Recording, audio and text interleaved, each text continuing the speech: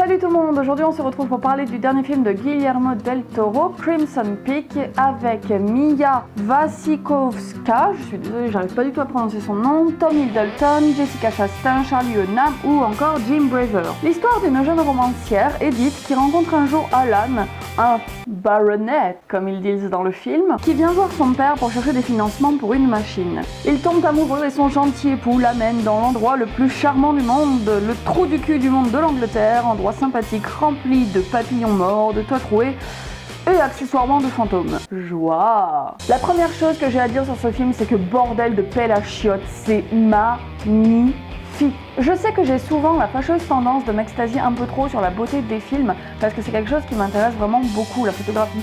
Mais là, croyez-moi, sur parole, j'avais l'impression d'être au musée en train de regarder des chefs-d'œuvre de la peinture ou de la photographie. Je manque vraiment de superlatifs tant le travail visuel est époustouflant. Pour tout vous dire, lorsque j'ai vu ce film, je me suis dit que c'était le genre d'ambiance visuelle et de beauté que j'aimerais un jour réussir à retranscrire dans mes photos.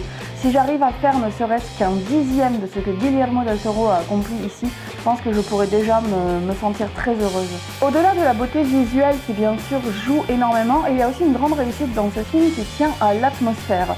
Nous avons un contexte qui est placé dans une époque victorienne qui est très bien retranscrite, que ce soit évidemment en premier lieu par les costumes qui ont une place très importante dans ce film et qui sont très codifiés, qui sont même parfois lieu de symbolique, notamment avec des jeux de couleurs sur les costumes, mais aussi dans tout ce qui est décor de manière générale qui retranscrit vraiment très bien l'époque victorienne, on se sent plongé dans cette ambiance. L'atmosphère est aussi rendue par un rythme qui est assez lent, assez fluide et qui laisse aussi le temps aux personnages d'avoir des dialogues assez développés et qui nous permettent aussi de nous replacer au niveau du langage dans cette époque victorienne avec quelque chose de très châtié, de très soigné. Nous assistons notamment en début de film à un passage qui est assez drôle.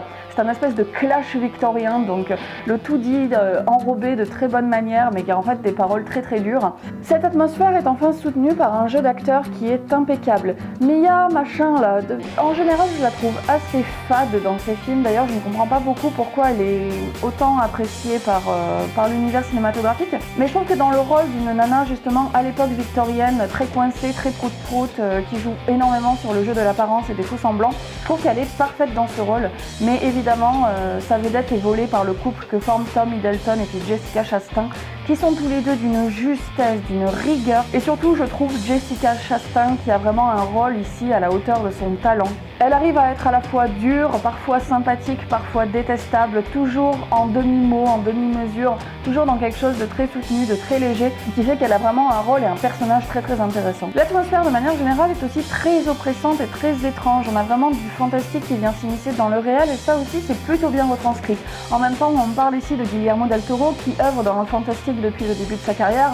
Donc évidemment, c'était pas vraiment une surprise à ce niveau-là. C'est juste dommage que tout le budget du film soit passé à améliorer ce côté ambiance, ce côté visuel, et qu'il n'ait pas pensé un tout petit peu à enlever du budget pour payer un scénariste. Parce que oui, ce film est vide et creux, aussi vide que la boîte après le passage de Pandore, ce qui est complètement regrettable. Ce n'est pas pour autant que vous allez vous ennuyer, parce que le rythme est plutôt bon, l'action se suit bien, et l'histoire, bon, n'est pas non plus complètement dénuée d'intérêt. Mais on a vraiment l'impression que Guillermo del Toro s'est fait plaisir sur le plan visuel et qu'il en a complètement oublié de bosser son propos, de bosser son discours et de bosser son histoire. C'est un film où dès le début, dès les premières images, on sait exactement comment ça va se finir. C'est un film qui est sans surprise. Il y a des espèces de pseudo-twists qui sont disséminés partout dans l'histoire. Mais ces twists n'ont absolument pas de sens étant donné que ce sont exactement les points auxquels nous emmène le film. Donc ce ne sont pas des twists en fait, c'est juste un déroulement de scénario très banal. L'histoire développée dans le film et tout ce qu'il y a de plus bateau. Il n'y a absolument aucun moment où on se dit que ça a fait preuve de créativité au niveau de l'histoire et c'est tellement dommage quand on a une réalisation formelle aussi magnifique de ne pas réussir à avoir à côté quelque chose qui tienne plus la route au niveau du propos et du discours. Parce qu'au final, ce qu'on retient de ce film, c'est que c'est une très belle enveloppe, mais complètement creuse. Il y a aussi quelque chose qui m'a profondément dérangée, c'est que le film est bavard, tellement bavard. Déjà, nous avons la présence d'un narrateur au début du film qui nous place dans le contexte de l'histoire. Je trouve que c'est un procédé qui devient extrêmement dérangeant au cinéma. Moi, quand je vois ce genre de procédé, j'ai l'impression, en tant que spectatrice, d'être prise pour une conne, comme si je n'étais pas capable de comprendre ce qui se déroulait à l'écran. D'autant plus quand, comme ici, c'est juste pour nous raconter ce qu'on a vu parfois 10 minutes avant ou ce qu'on va voir parfois 10 minutes après. Nous ne sommes pas stupides, nous allons comprendre sans qu'il y ait forcément besoin de tout expliquer. On a de manière générale Mia aussi dans tout le film qui explique tout ce qui aurait pu être mystérieux, tout ce qui aurait pu être étrange, tout ce qui relève en fait de manière générale du fantastique, de cette atmosphère un peu oppressante dont je vous ai parlé. C'est constamment expliqué par Mia qui est là pour nous ôter toute magie, toute l'atmosphère.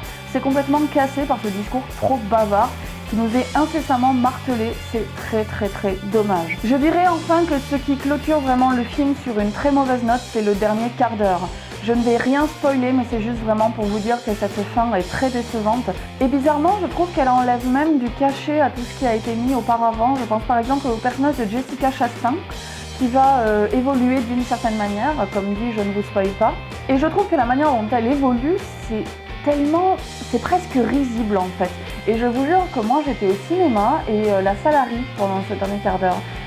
Quand tu fais un film d'horreur et que la salle rigole, ou un film d'horreur, ou en tout cas un film avec une atmosphère un peu étrange, épouvante, fantastique, tout ça, et que la salle rigole, c'est qu'il y a vraiment quelque chose qui ne fonctionne pas. Et ici, clairement, ce n'était pas des scènes qui avaient des buts parodiques, c'est vraiment qu'il y avait quelque chose qui ne fonctionnait pas, un décalage qui était créé, une espèce d'ironie complètement inconvenue et qui n'était pas du tout maîtrisée, qui a fait que ouais, ce dernier quart d'heure est risible et décrédibilise totalement le film. J'aimerais aussi parler des nombreuses incohérences qu'il y a dans ce film. Encore une fois, je ne vais pas vous spoiler, je vais essayer d'être assez généraliste. Mais par exemple, au début du film, il y a le père qui se rend compte de quelque chose par rapport à Alan, donc l'amant du personnage incarné par Mia. Et au lieu d'en parler directement à sa fille ou bien d'en parler à la police, il préfère ne rien dire, il préfère se cacher. Ce qui est un raisonnement qui est totalement irrationnel, on ne comprend pas du tout pourquoi est-ce qu'il agit comme ça. Au bout d'un moment, Mia en fait ouvre un placard et trouve des photos qui sont très compromettantes. Je ne comprends pas pourquoi, du coup, Alan ne les a pas brûlées. Pourquoi devoir garder des preuves de choses qui vont justement le foutre dans la merde? Voilà un petit peu les incohérences que j'ai pu trouver. Et enfin, je dirais qu'il y a aussi un dernier truc qui ne va pas du tout, c'est les fantômes. Les fantômes qui n'ont absolument aucun but dans cette histoire, qui sont là juste pour ajouter une ambiance horrifique. Mais cette ambiance horrifique au final n'apporte pas grand chose en soi. Donc je ne comprends pas du tout pourquoi il est absolument tenu à placer des fantômes alors qu'ils n'apportent strictement rien. D'autant plus que souvent les gimmicks qui sont utilisés pour faire peur, ce sont des jumpscares à la con, tout ce qu'il y a de plus stupide, tout ce qu'il y a de plus banal, tout ce qu'il y a de plus déjà vu et rebâché dans le genre. Donc vraiment j'étais presque en colère de voir que le grand maître du fantastique ici se vautre tellement avec les codes qu'il a lui-même contribué à poser quoi. Pour conclure sur ce film, je dirais qu'il est quand même globalement assez positif étant donné que justement j'ai été bluffée par toute cette ambiance, cette atmosphère, par les effets visuels. Je pense que c'est vraiment un film, si vous avez envie de le voir, il faut aller le voir au cinéma, ça ne vaut pas le coup de le regarder chez soi sur un petit écran. C'est vraiment soit vous allez le voir au cinéma et vous profitez de la claque visuelle, soit vous le voyez chez vous et vous allez être doublement déçu parce que vous n'allez ni avoir la claque visuelle, ni le scénario parce que voilà, l'histoire est complètement vide, creuse, attendue, pas intéressante. C'est dommage parce que le jeu d'acteur est génial, l'ambiance est vraiment très réussie, mais voilà, il n'y a pas assez de vide, il n'y a pas assez de profondeur pour que ça puisse être vraiment très intéressant. Je dirais enfin que je ne comprends pas vraiment quel a été le projet de Guillermo del Toro sur ce film parce que j'avais l'impression qu'il voulait nous raconter plus quelque chose justement au niveau de l'esthétique, au niveau du visuel.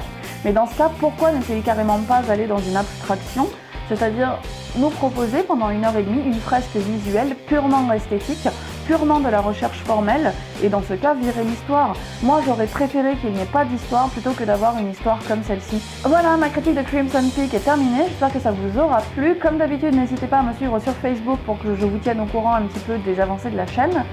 N'hésitez pas aussi à vous abonner, etc. Blablabla, vous connaissez le refrain. Enfin, j'aimerais juste faire une petite aparté pour vous dire que le fond sur lequel je tourne en ce moment n'est pas du tout le fond définitif. Je ne sais pas encore exactement où je vais tourner mes vidéos à partir de maintenant parce que mon nouvel appartement n'est pas très bien éclairé et j'ai pas énormément de possibilités de tournage, donc peut-être que je ferai un petit sondage sur Facebook pour que vous m'aidiez à trouver mon nouveau fond. Et en attendant, je vous dis comme d'habitude à la prochaine pour de nouvelles vidéos et salut!